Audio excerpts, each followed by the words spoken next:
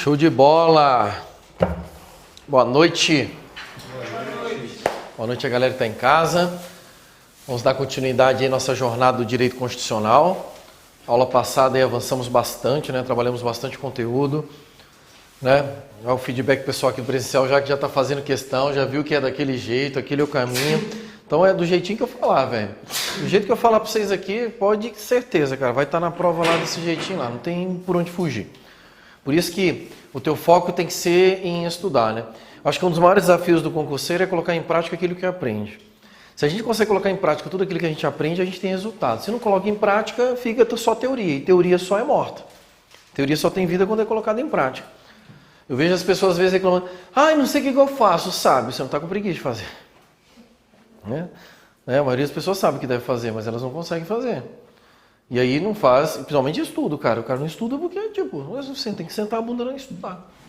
E do jeitinho que você estudar vai cair na sua prova lá. Nós vamos continuar então. Na aula passada a gente estava aí nos direitos individuais. Direitos individuais.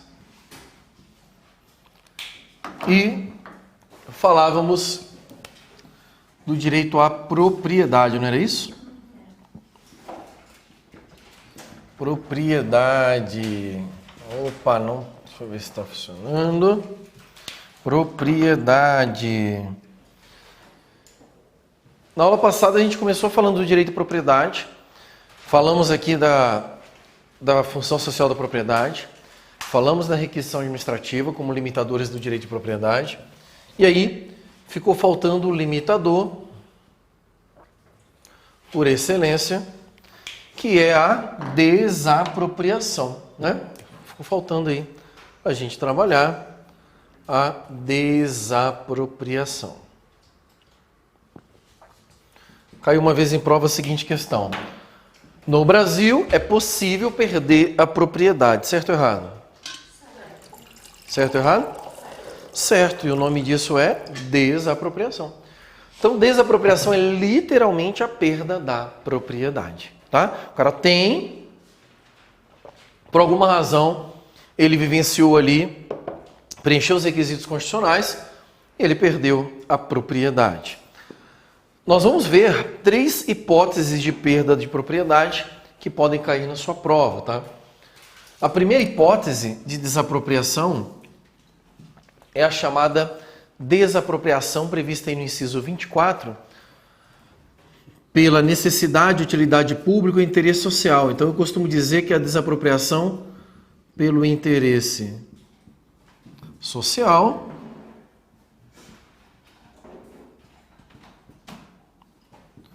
ou necessidade pública. Então, desapropriação por interesse social, necessidade pública,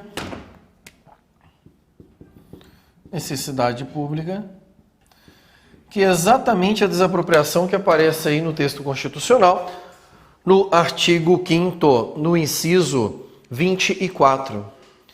Ele diz assim, a lei estabelecerá os procedimentos para desapropriação por necessidade e utilidade pública ou por interesse social, mediante justa e prévia indenização em dinheiro, ressalvados os casos previstos nesta Constituição. Então, desapropriação pelo interesse social, por uma necessidade pública ou por utilidade pública é uma desapropriação em que o direito da coletividade prevalece sobre o interesse individual. Esse é o pressuposto máximo dessa desapropriação. Ou seja, a desapropriação eu vou desapropriar porque na hora que eu desapropriar, isso vai beneficiar mais pessoas do que a própria pessoa que é dona da propriedade. E um exemplo clássico disso aqui para nós que moramos em São Paulo, é top para você enxergar, é o seguinte. Tenta imaginar o metrô construindo o seu buraco e no meio do caminho tem lá uma casinha da vovó lá de 100 anos. E aí o metrô chega lá e fala assim, preciso construir um metrô, vovó, mas eu gosto da minha casa.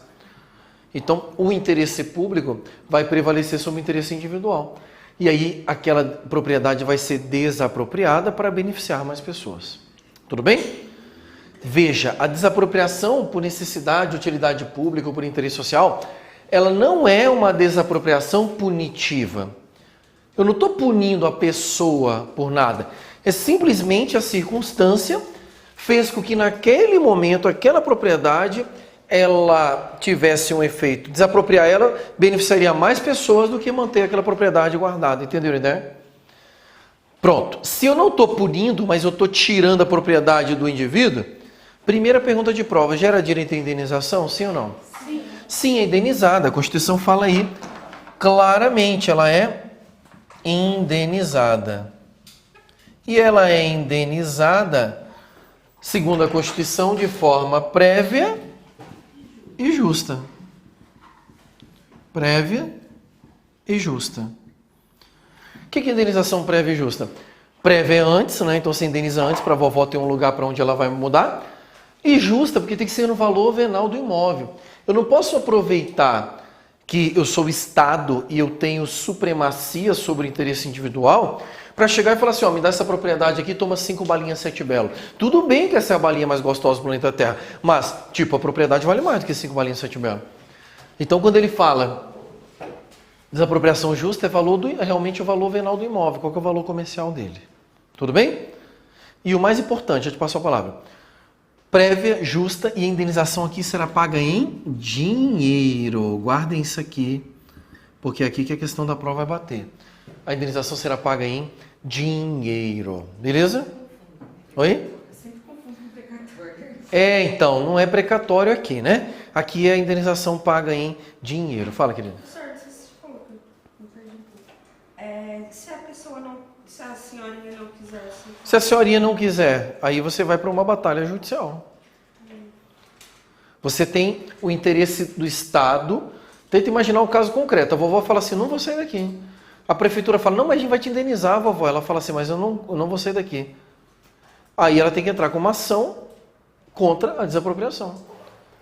E se o Estado comprovar que aquela situação realmente é uma situação de necessidade, de interesse social, necessidade pública, aí, velho, prevalece o interesse do Estado. A vovó vai ter que sair e vai ser indenizada, ela vai perder o processo. Tá? Mas havendo divergência, geralmente a divergência é eu não quero sair ou não concordo com o valor da indenização. São as duas divergências que geralmente você vai ver. Você falou que é o valor venal, professor, não é o que É indiferente, o valor venal. Eu sei que na propriedade da palavra tem diferença. Para quem mexe com o mercado imobiliário tem diferença. Para nós, foda-se. Porque a ideia é, a ideia é não vou dar o imóvel por um valor banal, tá? Por um valor ínfimo. E aí você vai utilizar. Por quê? O que acontece com a Constituição? Até aproveitando a pergunta da colega que é muito boa. A Constituição ela só traz norma genérica e tudo vai ser depois estruturado em legislação específica. Isso aqui é Código Civil, não tem nada a ver com isso. Né? A Constituição traz aqui, mas onde é que você vai estudar? Código Civil. Para ver qual que é o prazo da indenização, quanto tempo, pede onde, qual que é o processo. Isso aí não interessa para nós em constitucional. Tá? Porque eu preciso que vocês lembrem que a indenização será paga em dinheiro. Mas tem como negociar o valor do imóvel? Tipo, aceitar, sabe, 10 negociam? Então, pergunta do colega é, tem como negociar o valor do imóvel? A ideia é, o Estado, a prefeitura vai vir e vai dizer, ó, quero desapropriar. Vou te pagar X. Qual que é o valor que geralmente se oferece? O valor que está no IPTU? Porque o valor do IPTU já é a avaliação do imóvel. Que é a avaliação oficial, né? Aí muita gente fala assim, ai, não quero que mexa no valor do IPTU aqui porque eu pago menos IPTU. Já viu esse negócio aí? Tudo bem, mas na hora de desapropriar é nesse valor que vai. Aí tem gente que fala assim, putz, tomara que ele faça uma avaliação para aumentar para ver se eu vendo minha casa mais cara. Cada um buscando o seu próprio interesse, essa é a ideia. Né? Então aqui, se tiver discordância, processo judicial. Tá?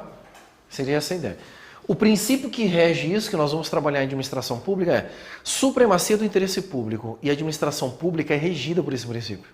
Por isso que a polícia, quando ela chega, ela olhar para você e falar assim, filho, vai para a parede que eu quero te revistar. Eu não vou não tem isso não, filho. É o Estado prevalecendo sobre você. Aqui é a mesma coisa, supremacia do interesse público. Tá? Beleza? Volto a dizer, quando a gente trabalha com propriedade, a cabeça começa a viajar. Aí você vai ter caso concreto, vai ter história na sua família, aí civil, direito civil. Que não vai ser objeto inconstitucional uma questão nesse nível. Tudo bem até aqui? Segunda espécie de desapropriação É uma desapropriação que aparece lá no finalzinho da Constituição Federal e ela é chamada de desapropriação sanção. Desapropriação sanção.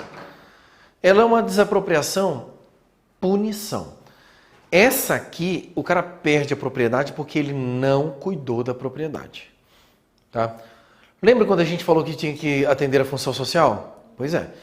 Quando você fala que tem que atender a função social, o proprietário tem que cuidar. Não cuidou, aplica multa. Não resolveu, aumenta o IPTU. Não resolveu, dá um prazo para o cara construir sob pena de desapropriação. Não construiu, desapropriação sanção. Pum, perde a propriedade. Como punição. É punição por ele não ter cuidado da propriedade. Pergunta de prova, gera direito à indenização essa aqui?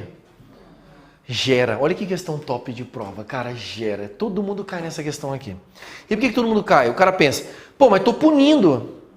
É, mas o Estado não pode se enriquecer ilicitamente.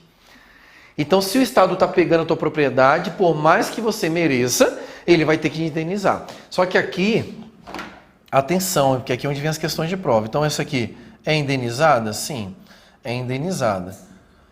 Já sabe que é onde a banca vai tentar te pegar, tá? Ele vai fazer toda a historinha para você falar, aqui não é indenizado não. É sim. Ela é indenizada de forma prévia, justa, só que a indenização aqui não é paga em dinheiro. Também não, né, filho? Você já cagou aí, não cuidou da propriedade, então você vai ser indenizado em títulos públicos. Então, se for imóvel urbano, títulos da dívida pública. Se for imóvel rural, títulos da dívida agrária. Essa questão já caiu. Então, títulos da dívida pública se é urbano, títulos da dívida agrária se é rural. O que é um título público, Daniel? Título público é um papelzinho dizendo assim, ó, te prometo pagar um dia. Aí o Estado te dá esse papel depois de alguns anos, e aí a lei vai regulamentar isso, depois de alguns anos você volta e resgata o seu título público. Corrigido, obviamente. Tanto que título público hoje no Brasil é até forma de investimento, né? Em qual caso que é o título público? No caso da desapropriação sanção. Ah, na sanção. É, na sanção. É essa que o cara não cuidou da função social daquela propriedade. Aí, Título público, urbano. título da dívida pública, rural, título da dívida agrária. Tá? No fundo, os dois são modalidades de título público. Ah, Daniel, eu queria entender prazo e tal. Não, constitucional não precisa entender isso aí. Se você trabalhar com direito agrário, então, por exemplo, quem vai fazer um concurso aí para a área jurídica, geralmente direito agrário cai para defensoria pública e tal. Aí você precisa estudar isso aí, você vai estudar Estatuto da Terra e tal, vai entender outras coisas. Ou no concurso que cai direito civil. Porque se cair direito civil e cair direito de propriedade, aí você vai estudar essas paradas lá. Beleza? Aqui chama sua atenção, ó, vai prestando atenção, ó. Aqui é indenização em dinheiro, aqui é indenização em títulos públicos. Terceira forma de desapropriação. Essa terceira forma de desapropriação, ela está na Constituição Federal também no artigo 243. É a chamada desapropriação confiscatória. Confiscatória. Em prova, eles podem também utilizar a nomenclatura expropriação, com X, tá? Pelo amor de Deus. Expropriação. Então, desapropriação confiscatória ou expropriação significam a mesma coisa. Essa desapropriação aqui ocorre quando? Essa desapropriação ela vai ocorrer todas as vezes que o indivíduo utilizar a sua propriedade para cultivo de plantas psicotrópicas. Então o cara foi lá, plantou maconha na propriedade. O que acontece com a propriedade? Desapropriação confiscatória. Tem outro motivo. Segundo motivo que pode ser utilizado a desapropriação confiscatória. Quando utilizar a propriedade para trabalho escravo, exatamente. Então são duas razões para se apropriar, para se utilizar essa desapropriação confiscatória. Trabalho escravo e cultivo de plantas psicotrópicas. Ok? Se ocorrer qualquer um desses casos, perde propriedade. E aí, pergunta, gera direito à indenização? Não. Aí não, né, velho? Então já basta o baseado que você fumou, né? Então, não é indenizada. Não é indenizada. E de brinde, você ganha uma ação penal no lombo. Não é indenizada. Veja, já vou te passar a palavra. Veja que interessante. A diferença de uma desapropriação para outra está exatamente onde? Na indenização. Uma é indenizada em dinheiro, outra é indenizada em títulos públicos, e a outra não é indenizada. E quando uma propriedade está, tipo, em caso mal estruturado, em caso de demolição, de cair... Propriedade mal estruturada, por exemplo, uma propriedade que está correndo o risco de gerar dano a outras pessoas. Né? Acontece muito com propriedades antigas. Né? Que você não pode tirar a propriedade antiga porque ela está tombada, ela tem uma proteção, mas ao mesmo tempo ela está correndo risco. Então, cada lei municipal vai estabelecer regras para isso. Por exemplo, no Rio Grande do Sul, o que o pessoal faz lá? Né? Um abraço para os gaúchos aí. A galera pode construir uma estrutura dentro da propriedade, não pode mudar a fachada, e tu mete uma estrutura de ferro para dentro para segurar ela. Essa é uma possibilidade, se o cara foi lá e cuidar. Não cuidou, está oferecendo risco, ela pode cair aonde? Na desapropriação? Sanção. Porque ele não está cuidando da propriedade, e aí está ferindo a função social dela. Tá? Então poderia ocorrer aqui. Por exemplo, é o que ocorre, por exemplo, na reforma agrária, quando o cara não cultiva. Propriedade improdutiva. O que se produz? Reforma agrária. O que é? Puta que pariu, caralho! Ah, você jura? Velho, ao vivo agora aqui, pelo amor de Deus. 22/7 Hã? a prova. 22/7 a prova. Edital do TRT da 2ª região publicado. Mais um edital, ó. Que é assim, velho. Você tá dando aula, aí chega lá com a porra da plaquinha. O que porra da plaquinha? Isso, ganhei dinheiro, ganhei na lota? Não, fudeu. Saiu o edital do TRT da 2ª região. Então, mais um edital para você que está estudando aí com a gente, né? E lá, cara, mais uma chance maravilhosa. Agora vamos para cima, porque você vai ter um mês. E eu já tô cantando essa pedra, lembra?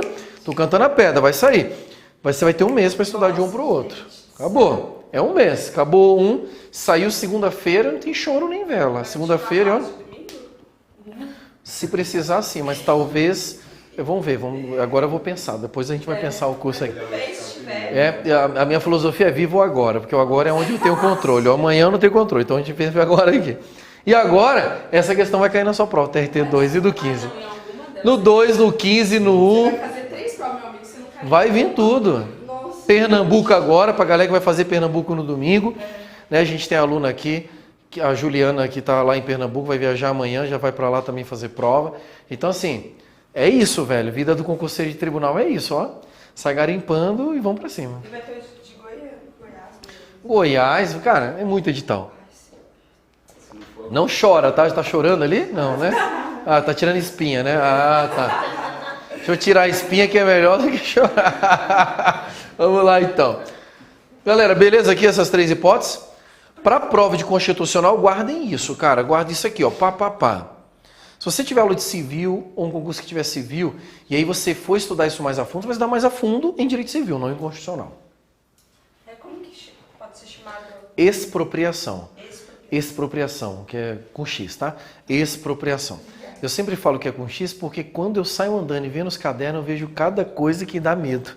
E aí, para não correr o risco de eu ver isso, então, expropriação com X. Pelo amor de Deus. Ah, tá, gente, X é na primeira ali, não ex, tá? Também, porque vai que alguém, né, inventou outra coisa aí. Mas, fia, se você vê as coisas que a gente vê nas redações aqui, é desumano, a redação é desumana. A gente vê as redações aqui, chega a dar calafrio. Nível superior, 3 faculdades. Eita, velho, punk. É foda. E ok, acontece. Às vezes eu também escrevo umas coisas cagadas, né? Mas tem umas coisas... Isso aqui, por exemplo, é uma palavra que não faz parte do nosso dia a dia. Então é uma palavra que tem mais chance da gente errar. Beleza, apropriação? Guardem essas diferenças aqui que elas são bacanas para a sua prova. A mais comum de ser trabalhada em prova é a que está no 5º. No inciso 24 que nós lemos, que é essa primeira aqui, tá? Então atenção para ela, porque ela que está no 5º aí. Pronto, vimos aqui a propriedade. Basicamente, nós trabalhamos aqui com a chamada propriedade material, que é a propriedade que você enxerga diante de um bem, principalmente dos bens que são materiais, que você consegue pegar, né? Bens fungíveis. Agora, vamos falar sobre um outro instituto que aparece aí também, chamado bem de família. Bem de família. Queridos, o bem de família sobre a propriedade rural, ele aparece aqui no texto constitucional. Lembrando que você vai ter ele também, o seu desdobramento no direito civil, legislação especial. Mas o que interessa para nós é o que está aqui no inciso 26. No 26 ele diz: a pequena propriedade rural, assim definida em lei, desde que trabalhada pela família, não será objeto de penhora para pagamento de débitos decorrentes da sua atividade produtiva, dispondo a lei sobre os meios de financiar o seu desenvolvimento. Então, cara, quando cai em prova isso aqui, cai o texto constitucional ou cai um caso concreto para você analisar os elementos do texto, tá? Essa é a proteção que recai chamada bem de família sobre a propriedade rural. O que você tem que lembrar para a prova são dos requisitos, né? E qual que é o primeiro requisito dessa regra aí? É que essa proteção só vai cair sobre a pequena propriedade rural. Pequena propriedade rural. Esse é o primeiro requisito, tá? Pequena propriedade rural. Pequena propriedade rural. Então, na tua prova eles vão trocar média, grande, qualquer propriedade rural. Tudo pegadinha. Então, é pequena propriedade rural. Tá, qualquer pequena propriedade rural? Não. Pequena propriedade rural que seja trabalhada pela família. Então, tem que ter um outro requisito aqui, que é a chamada economia familiar. Economia familiar. Significa dizer o quê? Tem que ser a família acordando todo dia, dormindo, trabalhando na propriedade. Se na questão da prova aparecer assim, uma pequena propriedade rural com 30 funcionários, perdeu o Playboy. Por quê? Porque se ela tem 30 funcionários, ela deixa de ser uma propriedade de economia familiar. Tá? E a proteção do bem de família é contra a penhora. Penhora de bens em razão de dívidas. É isso que o bem da família faz. Ele impede você de perder o seu bem por penhora em razão das dívidas que você tem.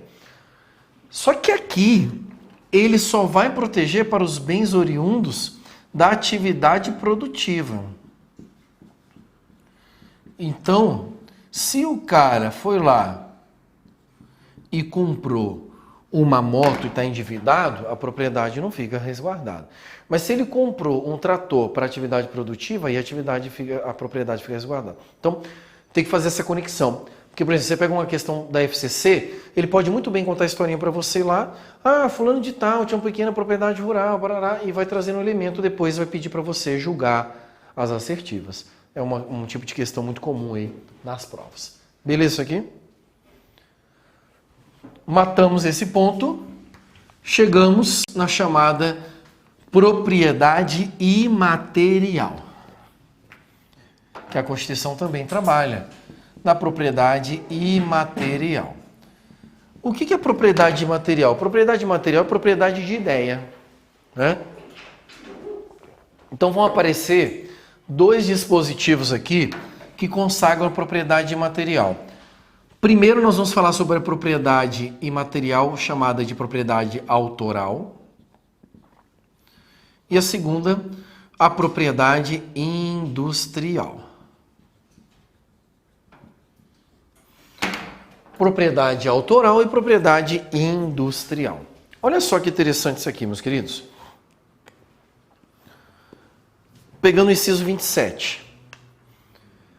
Aos autores pertence o direito exclusivo de utilização, publicação ou reprodução de suas obras, transmissível aos herdeiros pelo tempo que a lei fixar. Esse inciso 27 é o que fala sobre a propriedade autoral. Então, ao autor pertence o seu direito de propriedade. Ok?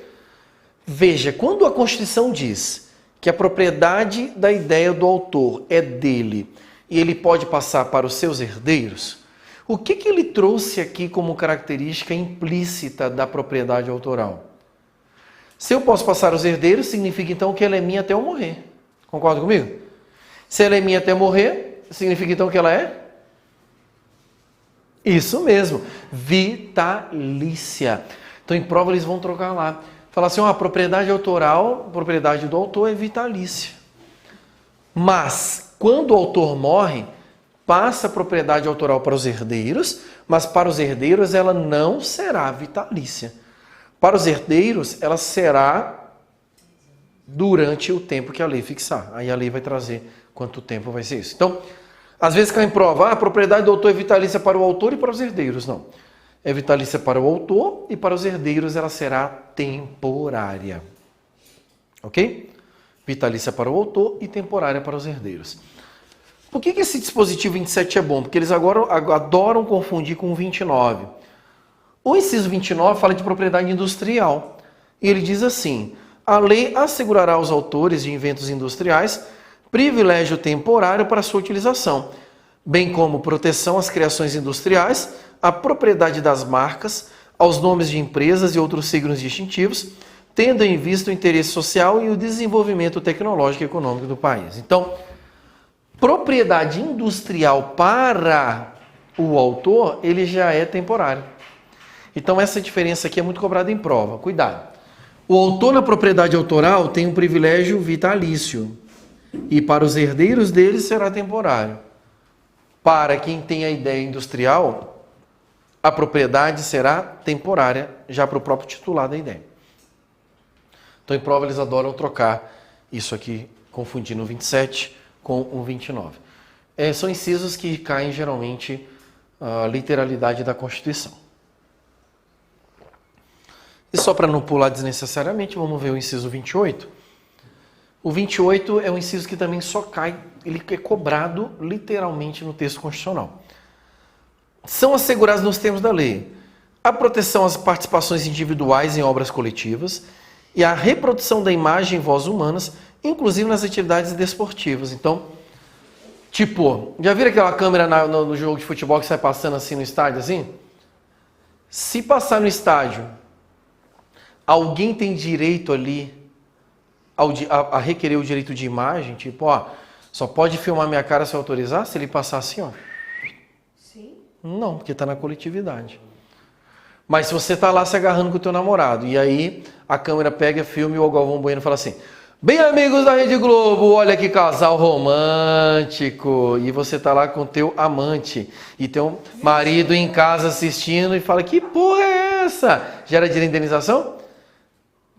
Sim, porque ele focou na tua imagem.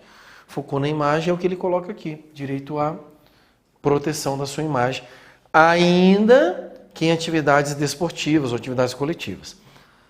E aí ele coloca na linha B, direito de fiscalização do aproveitamento econômico das obras que criarem, ou de que participarem os criadores, aos intérpretes e às respectivas representações sindicais e associativas. Também cai o que geralmente está escrito na Constituição Federal. Ok? Fechamos propriedade com a sua verdadeira razão de ser. Eu costumo dizer que direito de propriedade ele só faz sentido por causa disso aqui. Geralmente, em prova, eles chamam de corolário, né? É o coroamento do direito de propriedade, que é o chamado direito à herança. Pergunto, se você soubesse que quando você morresse, todas as suas propriedades seriam destinadas ao governo, você ficaria se matando para comprar propriedade? Não. Ia viver a vida, ia viajar. Mas você se mata para comprar propriedade porque você sabe que se você morrer, ele vai para os seus herdeiros. Então, o direito à herança, ele é o grande sentido de ser do direito de propriedade. Tá? E aí a Constituição traz que o direito à herança está garantido aí no inciso 30, e o inciso 31, que é um pouco mais cobrado em prova, pelos detalhes que ele menciona, traz o seguinte: a sucessão de bens de estrangeiros situados no país será regulada pela lei brasileira em benefício do cônjuge ou dos filhos brasileiros, sempre que não lhe seja mais favorável a lei pessoal do de cujos.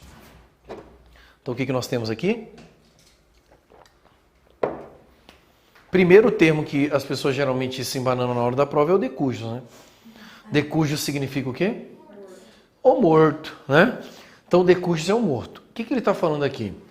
Imagina um estrangeiro que está no Brasil, ele tem bens no Brasil, ele tem família no Brasil, que são seus herdeiros, e ele morre. Então, como que vai ocorrer a sucessão? Qual lei que regula a sucessão de bens de estrangeiros se esses bens estiverem situados no Brasil e se os seus herdeiros forem brasileiros? Qual que é a lei que regula? Hã? Depende. A lei que regula é a que for mais favorável aos herdeiros.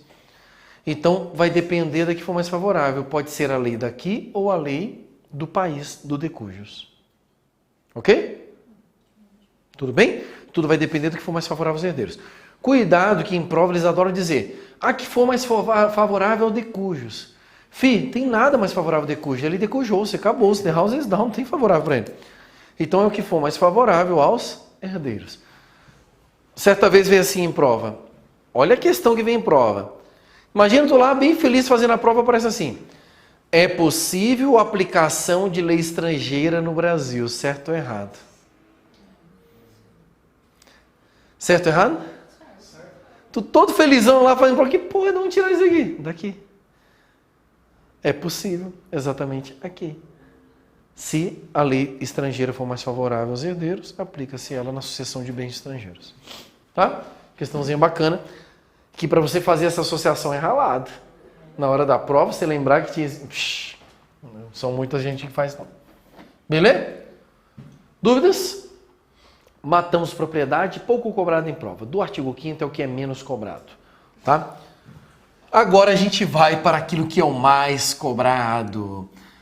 Campeão de bilheteria, aquilo que geralmente dá trabalho na hora da prova.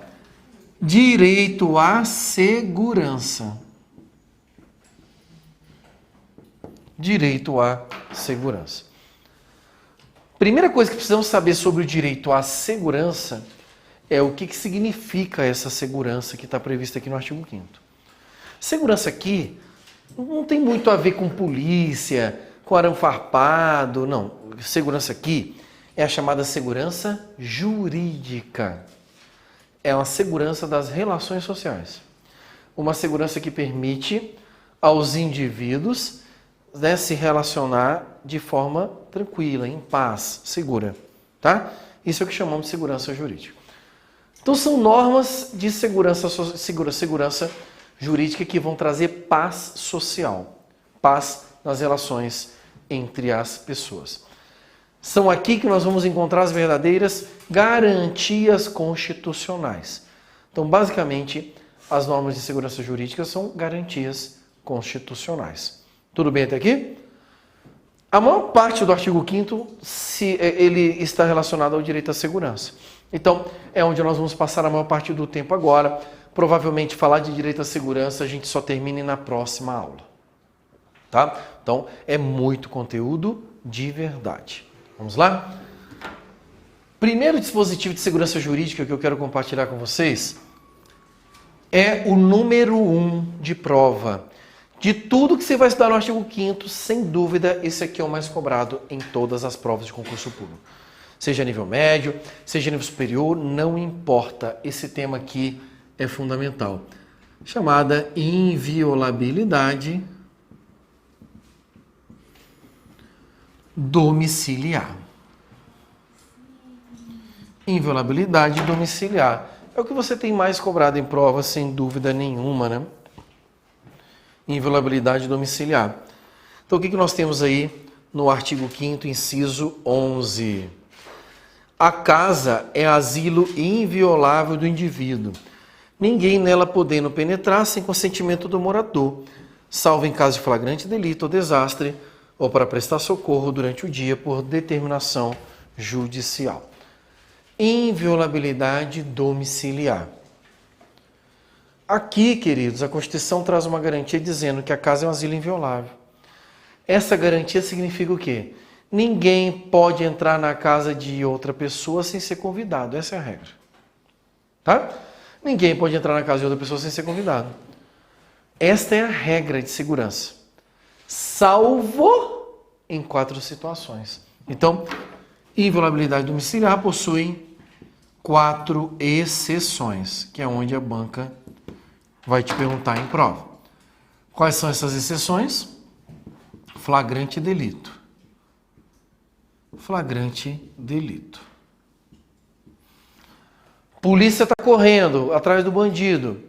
O bandido entrou na casa, flagrante delito, pum, pode entrar sem ser convidado. Desastre. Caiu a casa, está todo mundo lá dentro. Posso entrar? Posso, não precisa ser convidado. Até porque está todo mundo soterrado. Para prestar socorro. A casa está pegando fogo. O cara socorro, fala assim, putz, cara, só posso entrar aí depois aí. Ou então tem que ser convidado. Posso entrar? O cara está pegando fogo. Entra sem ser convidado. E por determinação judicial. Determinação judicial. Determinação judicial é quando o juiz determina o cumprimento de alguma decisão em que é necessário entrar na casa. Lembrando que aqui a Constituição colocou um detalhe muito mexido em prova. No caso de determinação judicial, só posso ingressar durante o dia. Determinação judicial só pode ingressar durante o dia. Gente, é muito comum em prova eles pegarem a palavra dia, trazer para o início da frase. Então ele vai falar assim, salvo durante o dia nos casos de flagrante delito, desastre... Não. Durante o dia é um requisito só para determinação judicial. Logo, eu posso concluir que flagrante delito, desastre para prestar socorro, eu posso ingressar a qualquer hora. Não precisa de ser durante o dia. Beleza? 2 conceitos aqui que são muito importantes para você entender para a sua prova. O primeiro conceito é o conceito de casa. Né? Para efeito de inviolabilidade, o que é considerado casa? Então, casa é um lugar onde você mora, asilo inviolável. Mas também pode ser considerado casa o quarto de hotel. Então, por exemplo, quando eu viajo para uma palestra, para dar aula, eu fico no hotel morando lá durante 1 dia, 2 dias, 3 dias, pronto, asilo inviolável, casa. Ou, já caiu em prova também, barco. Caiu no FCC. O cara que mora em barco, já viram? Geralmente é na Europa, né? No Brasil não tem quase ninguém morando em barco, mas pode ser considerado casa. Outro que já foi considerado casa em prova, trailer. Trailer, asilo inviolável. Estabelecimento comercial na parte interna do estabelecimento. Imagina o mercado na parte interna lá, que só é acessível aos trabalhadores. E outro também, esse aqui é muitíssimo cobrado em prova, escritórios profissionais. Tipo, imagina um escritório de advocacia, asilo inviolável. Vai seguir a mesma regra. Tudo bem? Tranquilo até aqui? Dúvidas? Tá? Então, muito cuidado com o que é casa. Logo, dizemos que casa, para efeito de inviolabilidade, tem um conceito lato sensu, um conceito amplo. Tá? O outro elemento que nós precisamos saber para entendermos o Instituto é o conceito de dia. O que é dia para a sua prova? São 2 regras adotadas no Brasil. Primeira regra, que é o mais comum, é o que você vai encontrar na maioria das questões de prova. Dia é de 6 às 18, ponto. 6 às 18. Então apareceu na tua prova lá. O oficial de justiça chegou para cumprir o mandado às 8 horas, pode entrar? Não. Colocou assim, 6 às 18. Beleza? Agora, pode acontecer de na prova a banca adotar um critério físico-astronômico, que é o que chamamos. Critério físico-astronômico é aquele que leva as condições realmente do Sol. Do nascer do Sol ou pôr do Sol. Então, por exemplo, meus pais moram lá em João Pessoa, na Paraíba. João Pessoa tem o ponto mais ao leste do Brasil. Ele é o ponto mais oriental do país. é onde o sol nasce primeiro no Brasil. É lá, em João Pessoa, no chamado Ponta dos Seixas. Cara, 4h30 da manhã, você parece que o sol tá do meio-dia. O sol tá na tua cara. Caraca, velho, perdi a prova. Quando tu vê, eu perdi a aula. 4 horas da manhã. Ai, se fuder, sol, deixa eu dormir aqui. Então, é possível se adotar esse critério. Horário de verão. Por exemplo, horário de verão, quando tá horário de verão em São Paulo, 8 horas da noite tá dia ainda, não tá? Pode se adotar esse critério.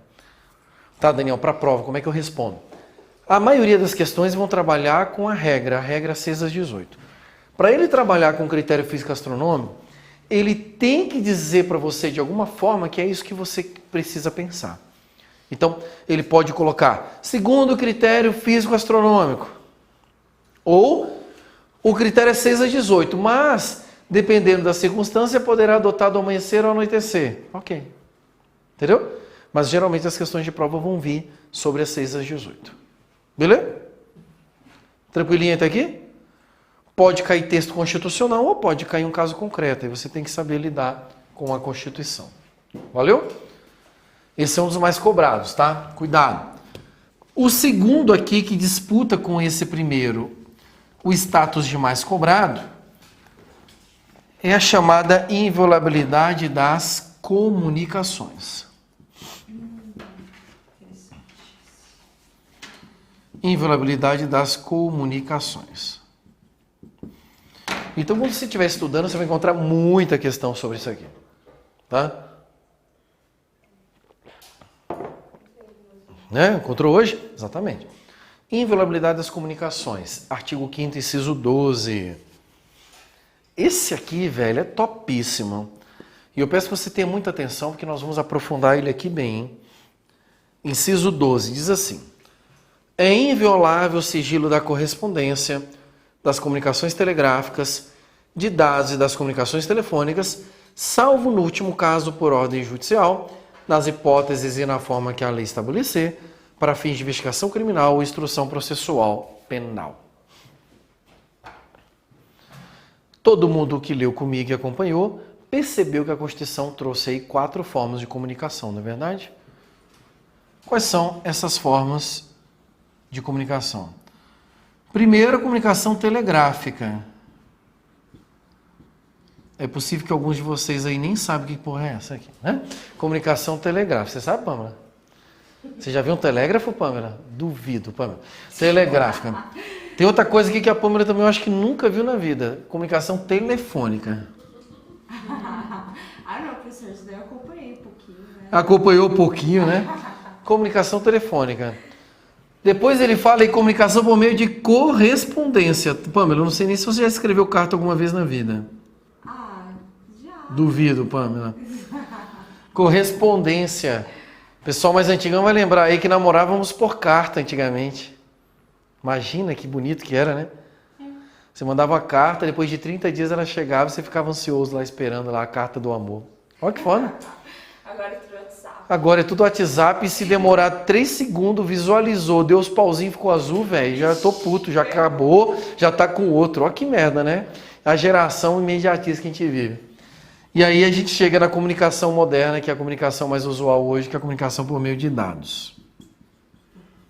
Tá? Comunicação por meio de dados. Então, essas são as 4 formas de comunicação que aparecem aí no texto constitucional. Queridos, dessas 4 formas de comunicação, se você olhar aí o texto, você vai perceber que apenas uma delas pode ter o seu sigilo violado. Percebeu isso aí? Qual das 4 pode ter o sigilo violado? Telefônica. Ele só permite a quebra do sigilo da comunicação telefônica. Então, atenção para isso, porque esse é o primeiro nível de questão de prova. Apenas, segundo a Constituição, apenas a comunicação telefônica pode ter o seu sigilo violado. Ok? E segundo a Constituição, quem que pode determinar a quebra do sigilo da comunicação telefônica? Apenas o juiz. Então, segundo detalhe, só o juiz pode determinar a quebra do sigilo de uma comunicação telefônica. Professor, tirar uma dúvida. Quando eu estava fazendo essa questão, até fiquei tipo, na dúvida, né? Porque lá na empresa que eu trabalho, às vezes eles pegam, tipo, pra ouvir gravação. Isso pode? Pergunta da colega. Daniel, na empresa onde eu trabalho, às vezes eles pegam lá, não vou falar o nome da empresa, né, gente? Porque amanhã ela parece demitida aqui. Né? Eles pegam, às vezes, para ouvir a conversa das pessoas que trabalham na empresa. Isso pode? Super pode. Se você usar computador da empresa, você está no telefone da empresa, aquelas informações são da empresa. Ok? São da empresa. Então, não, violou meu e-mail aqui. Você está falando mal da empresa? Indenização. Mas violou meu e-mail. No e-mail é da empresa? O e-mail é. Então, se é da empresa, os dados são da empresa. Tá. Então, ó. Juízo, tá? Esse negócio de, por exemplo, Facebook. Se eu estiver usando o meu Facebook da empresa, eles podem então violar também? Você pode usar o Facebook dentro da empresa? Não, mas... Tua casa já cai por aí. Não. Então, aí a gente vai chegar aqui daqui a pouco aqui. Deixa eu avançar aqui que a gente vai chegar na questão onde entra as redes sociais e tal, tá? Mas a casa já caiu agora ali, né? O cara usando o Facebook, não pode nem usar a porra do Facebook. Então, gente, comunicação telefônica, só o juiz pode violar, beleza? E ele pode violar em qualquer situação? Não. A Constituição diz que o juiz só pode violar isso em 2 casos. No caso de investigação criminal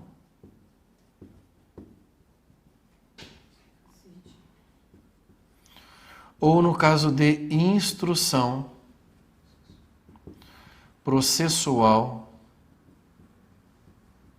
penal.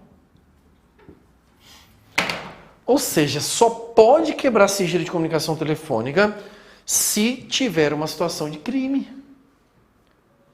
Ou tem que ter uma investigação criminal, ou tem que ter uma instrução processual penal. Ou tem que ter corrido um crime aqui. Se não tem uma situação de crime, não posso fazer isso. Então, às vezes, cai na prova assim, inviolabilidade da comunicação telefônica pode ser determinada a sua quebra pelo juiz na investigação criminal, processual penal ou processual civil. Pode? Não, civil não pode. Tem que ter crime. Então, comunicação telefônica, só o juiz pode violar esse sigilo. E ele só pode fazer isso quando tiver que instruir investigação criminal e instrução processual penal. Gravem isso, porque essa é a regra constitucional. E no caso da comunicação telefônica, só nesse caso é que pode acontecer. Não tem exceção. Só nessa circunstância. Sem nenhuma exceção. Todo mundo compreendeu até aqui? Agora eu vou aprofundar, prestem atenção. Quando a Constituição diz que só pode violar o sigilo da comunicação telefônica, você concorda comigo que implicitamente ela disse para você que os outros sigilos não podem ser violados? Porque se ela diz, é inviolável a comunicação, salva a telefônica, então as outras continuaram invioláveis. O STF analisou isso e falou assim, peraí, se eu disser que um sigilo de dados, por exemplo, é inviolável, eu estou dizendo que esse sigilo é absoluto. E no Brasil não existe direito absoluto. Com base nisso, qual que é a primeira coisa que o Supremo faz? Ele amplia esta mesma regra para os outros casos. Então, a primeira coisa que o Supremo faz é: todo sigilo pode ser violado, desde que seja pelo juiz e desde que seja investigação criminal ou instrução processual penal. Todo sigilo pode ser violado. Mas, gente, cuidado. Segundo a Constituição, só telefônico. Segundo o STF, é que os outros sigilos podem ser violados também. Todo mundo acompanha até aqui? Agora a gente vai entrar aqui em algumas peculiaridades. E a primeira peculiaridade é sobre correspondência. Tá? Sobre correspondência. Sigilo de correspondência, o STF entende que a autoridade penitenciária pode violar o sigilo da correspondência independentemente de autorização judicial. Então, no caso do sigilo de correspondência, a autoridade penitenciária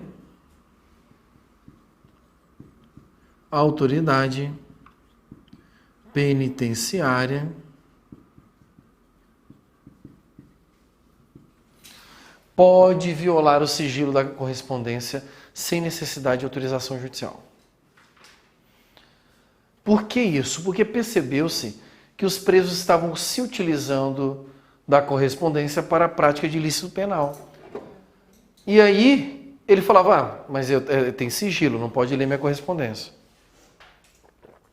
Para quebrar era só o juiz. Imagina que o Brasil tem a quarta maior população penitenciária do mundo, com 800 mil presos. Imagina 800 mil presos escrevendo uma carta por dia. Temos juízes para analisar cada carta dessa, cada processo. Quando eles viram que estava ficando sustentável, o STF falou assim, não precisa me perguntar essa porra mais. Vai lá e viola. Pronto, acabou, automático. O STF? Não é O STF? Não tem na Constituição o STF. Tudo bem até aqui? Essa é uma questão bacana. Quando cai de sigilo de correspondência, ela vai cair contando essa história aqui da autoridade penitenciária, tá? E por último, temos a situação mais cobrada nas provas de hoje, que é o sigilo dos dados. Porque dado é o sigilo mais comum a ser trabalhado nos dias de hoje. Tudo bem? Sigilo dos dados. Quem pode determinar a quebra do sigilo dos dados? Quem? Juiz, ok, já sei aqui, sigilo dos dados, o juiz. Tem mais alguém? Juiz e? Nada. CPI. Atenção para essa questão topíssima. CPI. Comissão Parlamentar de Inquérito. Então, as comissões parlamentares de inquérito do âmbito do Congresso Nacional podem determinar a quebra do sigilo dos dados. Ok? Juiz ou CPI. Tudo bem até aqui? Beleza? Me acompanhe, porque agora vai ficar mais complexo. Atenção. Quando os dados forem dados bancários,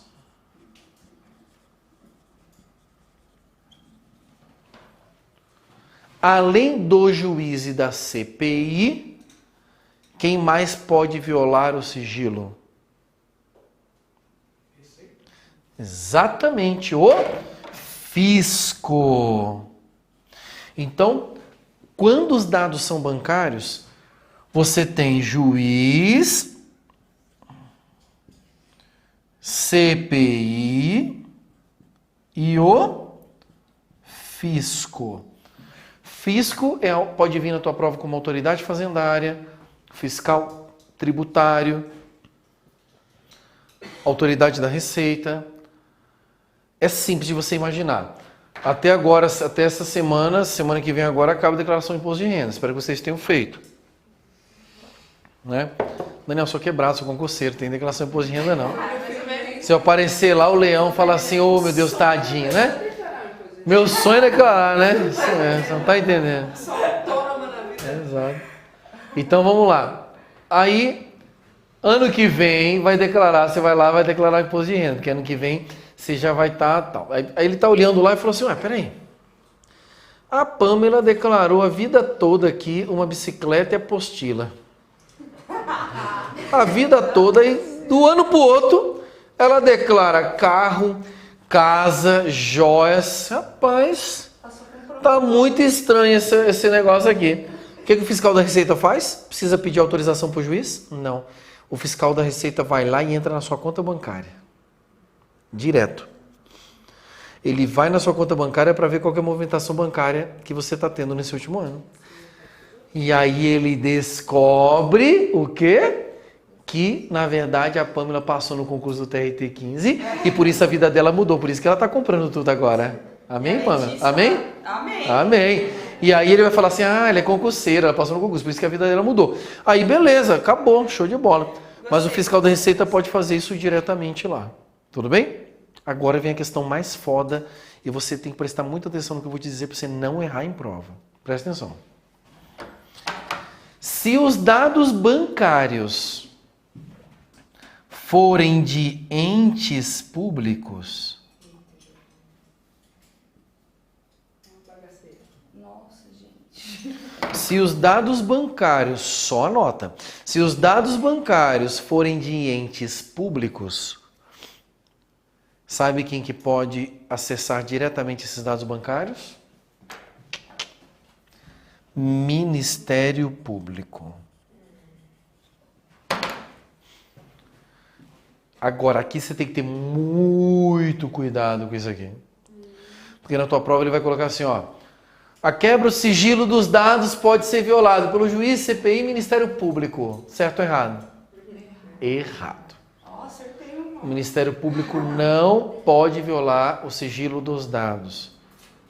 Tá, Daniel, mas por que você falou aqui que foi ente público? Se a conta bancária é de um ente público, não existe sigilo. Porque a conta é pública. O dinheiro é público. Entenderam a ideia? Por isso que o Ministério Público pode ir lá e futucar. O Ministério Público, como fiscal da lei, pode ir lá. A conta é pública. Tanto é pública que você tem um portal da transparência onde você vai lá e vê todo o dinheiro que está sendo gasto nos cofres públicos. Então não tem sigilo em conta pública, entenderam a ideia? Então tem que ter muito cuidado, porque às vezes eles vão tentar te enganar e vão dizer que o Ministério Público pode determinar a quebra de sigilo de dados. Está errado. Ele pode acessar diretamente os dados bancários de entes públicos. Entenderam a sacada aqui? Ele não determina nada, ele vai olhar, ele acessa, pronto. Exatamente. Agora, o Ministério Público está investigando a Pamela. Vamos pegar a Pamela, que é a Pamela que mudou de vida. O Ministério Público está investigando a Pamela. Aí o Ministério Público investigando a Pamela descobre que ela tem desvio de dinheiro. Aí ele pode ir lá acessar as contas bancárias da Pamela? Não. Aí ele vai ter que requerer, ou melhor, requisitar a quebra do sigilo da conta bancária da Pamela para quem? Para um juiz ou para uma CPI. Essa é a ideia. Mesmo se eu for servidora pública? Mesmo se for servidora, sua conta bancária é tua, é tua. Agora, se a conta é de um ente público, o que é um ente público? Conta é da União, a conta é de um Estado, a conta é de uma autarquia. Um ente público. Pronto, a conta é do ente público, o Ministério Público pode ir lá e olhar diretamente, porque o dado é público. Entenderam a ideia?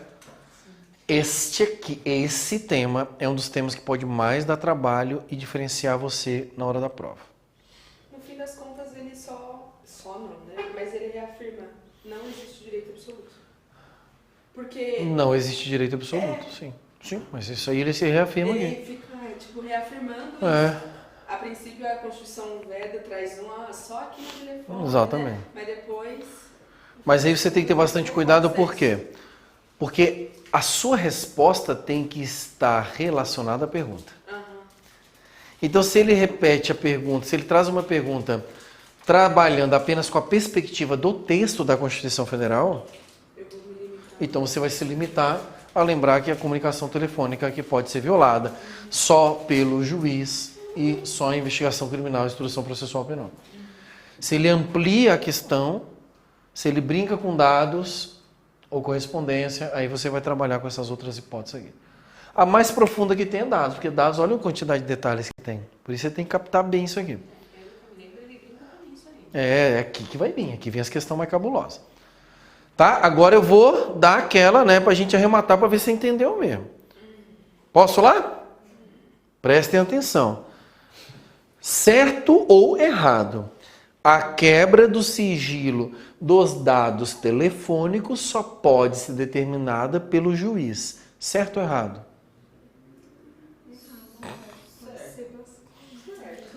Repetindo, a quebra do sigilo dos dados telefônicos só pode ser determinada pelo juiz. Certo ou errado? É muito legal que quando eu pergunto isso uma vez, a galera vê o telefone que fala certo, o telefone do juiz. Mas quando eu pergunto a segunda vez, o cara veio falar dados. Aí fala assim, opa, ele falou dados, opa, errado. Então aqui revela a bipolaridade que está dentro de todos nós. Né? Então vamos lá. Questão errada. Porque se é dados telefônicos, isso é diferente de comunicação telefônica. Nossa, professor, caramba! Topíssima essa aqui. O que é comunicação telefônica? Duas pessoas estão conversando, eu vou entrar no meio da conversa e vou ouvir.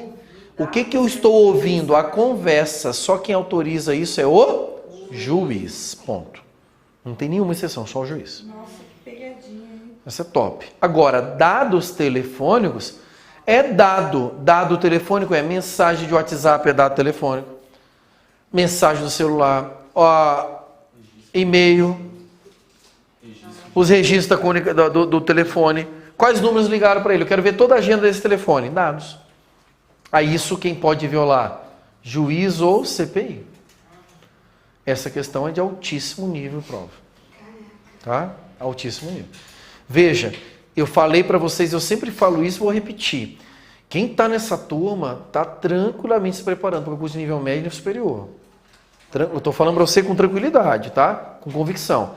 E essa questão aqui, que é de altíssimo nível, já caiu em nível médio e em nível superior. Ela é clássica. Tá? E você tem que estar bem antenado, por quê? Porque na hora da prova, uma questão dessa aqui faz toda a diferença, porque sai do básico, sai do comum, coloca você realmente no patamar ali de exclusividade. Poucos alunos vão chegar nesse nível aqui. Poucos alunos chegam nesse nível e ainda tem muita zona, porque ninguém não entende isso aqui. Aí o cara não sabe explicar, tal, fica no básicozão lá. A gente está indo para mais fundo. Tudo bem daqui? Só mais uma coisa, eu te passo a palavra. Quando aparecer na tua prova sigilo telefônico, ele está se referindo a comunicação ou dados? Os dois. Comunicação. Dados. Então, se aparecer na tua prova sigilo telefônico, dados. Tudo bem? Para ser comunicação telefônica, ele tem que falar comunicação telefônica. Ou ele pode utilizar o termo interceptação telefônica. Interceptação telefônica é comunicação. Eu estou violando exatamente a intimidade das pessoas que estão conversando. Tá? Então, comunicação telefônica é uma coisa. Dados telefônicos pode ser chamado de sigilo telefônico. Tá? Então, se aparecer na tua prova o termo sigilo telefônico, você vai lembrar que é dados. Então, geralmente aparece sigilo telefônico, sigilo informático, que foi o que você perguntou. Sigilo informático. Sigilo informático é dados. Dados, juízo, CPI. Né? Juízo, CPI. Aí, o que nós temos hoje de dilema no Brasil? Os juízes querem que o WhatsApp libere os dados. E aí o Facebook também. São duas brigas que tem. Na verdade, é brigas mundiais, tá, gente? Brigas que estão acontecendo em todo o mundo, onde os estados querem ter acesso aos dados das redes sociais e as redes sociais estão comprando brigas para não liberar esses dados, porque esse é o grande valor da rede social. Entendeu o problema que surge? Então já viram aquelas situações quando ocorre que o WhatsApp está suspenso, não pode mais funcionar durante algumas horas, lembra disso aí? O diretor do Facebook foi preso porque não liberou acesso para o juiz. Sempre tem umas historinhas dessas que aparecem na mídia aí. Por conta dessa briga grande. Por quê? Porque os caras não querem liberar tudo que está no WhatsApp. Mas, recentemente, a Polícia Federal conseguiu quebrar parte do criptograma que protege esses dados. Então, teve acesso a algumas situações. FBI, exatamente. Hoje... Foi hoje, quando de manhã foi feita uma operação gigante no Brasil, sendo preso várias pessoas que estavam trabalhando com fraude de internet, né? Cara, isso é clássico. As pessoas lá sendo presas. Foram, eu acho que 18 prisões hoje de manhã. Brasil. Tudo tranquilo até aqui? Beleza? Fala, minha linda. Assim, na prova, se fala segundo a Constituição,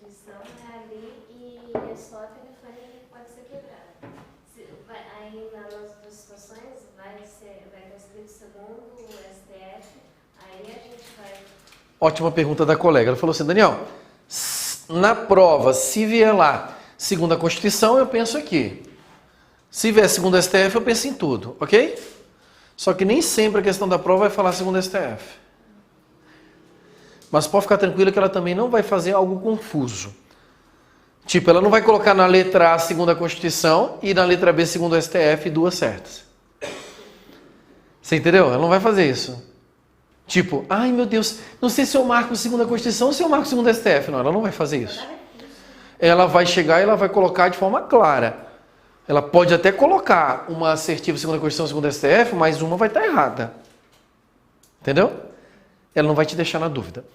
Então, hoje é normal não ter mais o direcionamento segundo o STF. Normal. Seja na FCC, né, que é os concursos que estão acontecendo agora, a maior parte deles, seja possivelmente uma prova do CESP ou outra banca aí, cara, comum não vir dizendo lá segundo o STF. Pelas alternativas a gente... Pela alternativa você vai ter que saber. Então, ele vai exigir que você saiba o conteúdo. Fechamos? Eu lembro de ter visto alguma questão que era de comunicação telefônica que falava que tem uma diferença de interceptação e de escuta. Que, tipo, em um caso, as pessoas não sabem que estão sendo ouvidas e no outro, uma delas sabe. Acho que tem isso também. Perfeito. Pergunta do colega aqui, Daniel, qual a diferença da interceptação e da escuta? Né? Na interceptação, eu tenho duas pessoas conversando e nenhuma delas sabe que alguém está ouvindo. Na escuta, alguém sabe que está sendo ouvido. Né? E aí, geralmente, isso ocorre para quê? Para produzir provas de legítima defesa. Então, por exemplo, eu sei que alguém vai tentar me incriminar numa situação envolvendo o telefone e eu vou falar com essa pessoa. Então, eu coloco alguém para ouvir e gravar. Entendeu? Aí eu produzo essa prova contra mim mesmo, ou a favor de mim mesmo, que é um tipo de prova ilícita em tese, porque não teve uma autorização judicial, mas ela se torna lícita porque é para minha legítima defesa. Então, se uma das partes sabe, você tem essa ponderação aqui. Seria essa a ideia. Beleza? Fechamos aqui. Vamos para agora avançar. Esses dois primeiros, cara, são os mais fodarásticos, assim. Tipo assim, sempre cai, tenha bastante cuidado em prova. Agora a gente vai avançar para outros dispositivos. Alguns eu vou falar de forma mais breve, não vou nem anotar aqui. Outras a gente vai falar de forma mais aprofundada, tá? Mas eu vou priorizar passar aí no máximo possível de dispositivos para a gente ter uma noção legal aí do direito à segurança. Então nós vamos dar um salto agora lá para o inciso 33.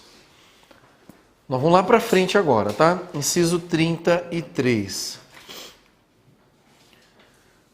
O inciso 33, ele vai falar aqui sobre o direito de informação. Todos têm direito a receber dos órgãos públicos informações de seu interesse particular ou de interesse coletivo ou geral, que serão prestadas no prazo da lei, sob pena de responsabilidade, ressalvadas aquela cujo sigilo seja imprescindível à segurança da sociedade e do Estado. Então, direito à informação, tá? É um outro dispositivo também de segurança, direito de informação. Que é o direito que nós temos de buscarmos nos órgãos públicos, as informações são públicas, eu tenho acesso a isso lá. Então, eu tenho direito a acesso de informações acerca da minha própria pessoa ou informações coletivas, geral, do interesse do público. Ressalvadas aquelas cujo sigilo seja imprescindível para a segurança da sociedade e do Estado. Então, aqui ele me dá uma informação muito importante para a prova. O direito à informação, por mais pública que seja, não é um direito absoluto. Então, é possível haver restrição do direito à informação, que é uma exceção ao princípio da publicidade, né? Então, vamos imaginar uma audiência. As audiências, os atos processuais, geralmente são públicos. Mas aí você tem a audiência de um estupro de uma criança. Você vai deixar público, todo mundo indo lá, vendo a criança depor lá? Não. Posso resguardar. Ou uma informação que seja importante para a segurança do Estado. Exemplo, concurso da ABIN. Teve agora. Né? Acabou de ter a prova. Concurso da BIM. A BIM é a Agência Brasileira de Inteligência. O cara que faz esse concurso, ele está fazendo um concurso para um cargo de agente secreto. Só que todo concurso, para ter validade, tem que ter a publicação em diário oficial, concorda? Pronto. Atenção, Brasil e mundo, os novos agentes secretos do Brasil. Tá lá, João Ferreira, o CPF é esse, tá? Tem sentido? Não. Então como é que você faz a publicação de aprovados do concurso da BIM? Pelo número da inscrição. Você não coloca o nome do cara no diário oficial. Entendeu?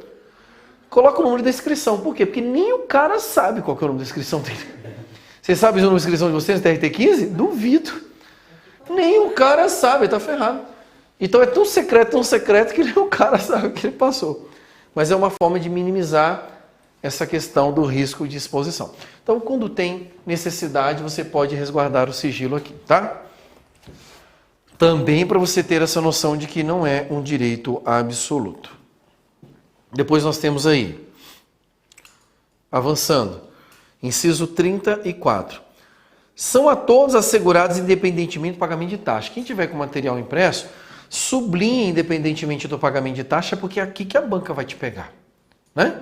Independentemente do pagamento de taxa, direito de petição aos poderes públicos em defesa dos direitos contra a ilegalidade e abuso de poder. E a linha B, a obtenção de certidões e repartições públicas para a defesa de direitos e esclarecimento de situação de interesse pessoal. Essa questão é boa por dois motivos. Primeiro, é que ele fala que você tem direito de petição e direito de certidão independentemente do pagamento de taxa. Ok? Já foram no cartório do tribunal tirar a certidão? Paga? Paga dinheiros. Paga caro, né? Aí você fala, mas peraí, por que eu pago lá se aqui ele está falando que é de graça? Entenderam a problemática? Então você tem que ter cuidado com isso aqui. Daniel, o que importa é a teoria, não é a prática. Então foda-se a prática você vai pagar.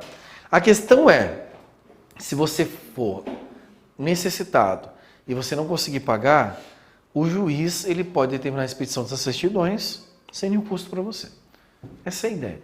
Então é meio que um gabiru que todo mundo fecha os olhos e vai vivendo assim mesmo. Tá? Mas para a prova tu vai lembrar que independentemente do pagamento de taxa, você tem acesso à certidão e o direito de petição. Beleza? Um segundo ponto que eu quero chamar a sua atenção é que aqui eu tenho dois direitos. Todo mundo consegue perceber que é direito de petição e direito de certidão? São dois direitos diferentes do direito à informação. Então, uma coisa é o direito de informação, outra coisa é o direito de petição, outra coisa é o direito de certidão. Que fique claro isso para você. Ok? Terceiro detalhe que você tem que ter cuidado. Algumas bancas podem considerar o direito de petição e o direito de certidão como remédios constitucionais. Exatamente, é um puta problema, porque eu não concordo, uma boa parte dos doutrinadores não concordam, tem prova que nunca vai mencionar isso, mas tem banca que pode fazer. Então vai que você está estudando para o TRT da vida, e aí acontece uma coisa inusitada, tipo essa do Rio de Janeiro aí. Ah, tivemos uma banca muito mais legal, a OCP. Que banca mais legal? Eu nunca nem ouvi falar dessa porra. Hã? Aí vai lá, a banca vai lá e escolhe uma doutrina diferente. Entenderam a ideia? Então, pode acontecer deles utilizarem direito de petição e direito de certidão como remédio constitucional. Tudo bem? Mas depois a gente vai falar de remédio. Eu lembro vocês novamente disso aqui. Beleza? Vimos aí então direito de petição, certidão. Avançando. Vamos ver aqui mais direito à segurança. Inciso 35. A lei não excluirá da apreciação do Poder Judiciário lesão ou ameaça a direito. Este aqui é o princípio do livre acesso ao Poder Judiciário, ou direito de ação. Então pode aparecer na sua prova direito de ação, pode aparecer na sua prova direito ao livre acesso ao Poder Judiciário, o princípio do livre acesso ao Poder Judiciário, ou pode aparecer na sua prova princípio da inafastabilidade da jurisdição. Todos esses já caíram em prova. Então, inafastabilidade de jurisdição. O que ele quer dizer aqui? Que a lei não pode impedir você de ter acesso direto ao judiciário quando você tiver um problema. Então, o Poder Judiciário não pode chegar e falar assim, não posso te atender. Você tem que ter livre acesso ao Poder Judiciário. Dizer isso significa dizer também, eu não posso criar barreiras para ter acesso ao Poder Judiciário. Significa dizer que eu não posso condicionar o acesso ao Judiciário ao esgotamento de vias administrativas. Exatamente porque são instâncias diferentes. Com exceção de duas circunstâncias que eu quero mencionar para vocês.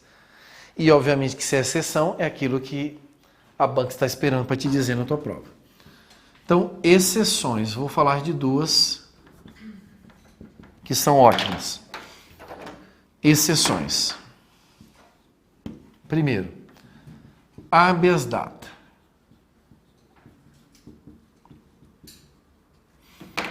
Habeas data é um remédio constitucional que tem como objetivo proteger a liberdade de informação. Por que o habeas data é uma exceção ao direito de ação? Porque a lei do habeas data exige que, para o cara entrar com essa ação de habeas data, ele precisa provar a chamada negativa administrativa.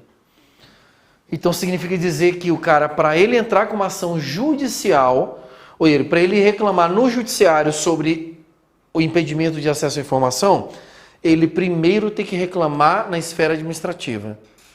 A esfera administrativa negou, ele tem o requisito cumprido.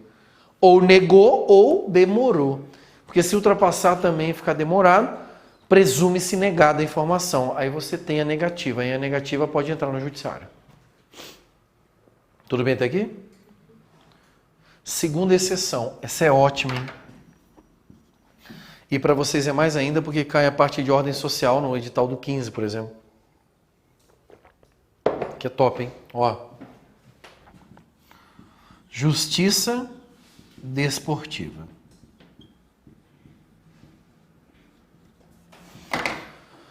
Justiça desportiva, grave um detalhe.